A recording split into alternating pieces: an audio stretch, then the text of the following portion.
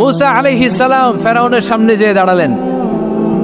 ফেরাউনের জাদুকররা বিশাল বড় বড় বাঘ বানালো, সিংহ বানালো, সাপ বানালো। মুসা আলাইহিস সালাম দেখে ভড়কে গেলেন, ভয় পেয়ে গেলেন। আল্লাহ বললেন, মুসা ভয় নাই, তোমার লাঠিটা খালি ফেলো। কি ফেলো? মুসা আলাইহিস সালামকে একটা লাঠি দিছে কে? লাঠি ফেলার সাথে সাথে মুহূর্তের মধ্যে হাইয়াতান তাসআ, বিশাল এক অজগর সাপ।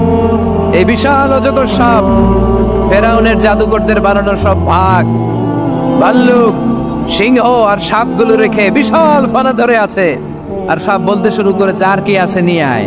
সুবহানাল্লাহ কইতে পারলেন না?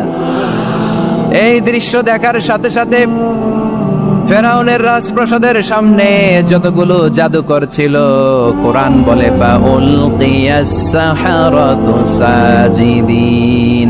এই দৃশ্য দেখা মাত্রই ফেরাউনের নিয়ে আসা বড় বড় জাদুকর গুলো মুসা আলাইহিস সালামের সামনে দাঁড়িয়ে আল্লাহর জন্য সেজদায় লুটিয়ে পড়েছে। ফাউলকিয়াস সাহারাতু সাজিদিন, সেজদায় লুটিয়ে পড়ে ঘোষণা দিল, আমি ফেরাউনরে মানি না, আমি কোন নাস্তিককে মানি না, আমি মুসার রব, হারুনের রব, বনি ইসরাইলের রব, আল্লাহর জন্য সেজদায় লুটিয়ে পড়লাম। চিল্লায় পড়েন আল্লাহু আকবার। মুহূর্তেই এক সেজদার কারণে তাদের নসিবে হেদায়েত দিয়ে দিয়েছে কে? নবীদের মধ্যে সবচাইতে জবরদস্ত পয়গম্বর ছিলেন মুসা আলাইহিস সালাম। বড় মেজাজওয়ালা নবী, রেগে যেতেন খুব বেশি। থাপ্পড় মেরে একবার ফেরাউনের বাবুর্চিকে মেরে ফেলেছিলেন।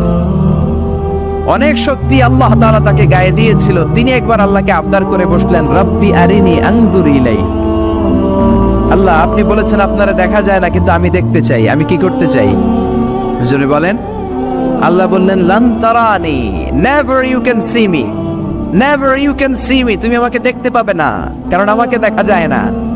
সাইয়েদনা মুসা বললেন, আমি দেখতে চাই। আল্লাহ বললেন, দেখা যায় না। মুসা বলে, দেখতে চাই। আল্লাহ বললেন, দেখা যায় না।